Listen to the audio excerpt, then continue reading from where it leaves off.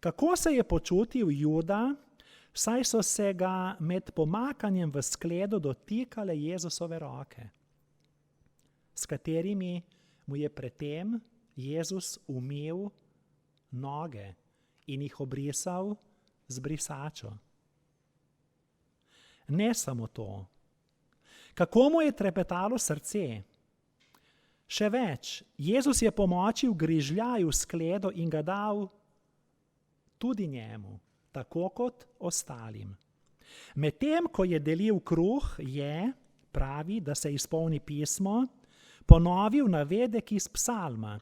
Tisti, ki je moj kruh, je vzdignil svojo peto proti meni. Kako je Juda zdržal takšno napetost v sebi? Kakšna globinska psihologija. Sploh, ker je v drugem evangeliju zapisano, da je Jezus dodal, da bi bilo za tega človeka bolje, da se ne bi rodil. Kako trdosrčen je bil. Zato Sveto pismo pravi, če danes zaslišite Božji glas, ne zakrknite svojih src. Juda je bil Jezusu blizu, a s srcem daleč.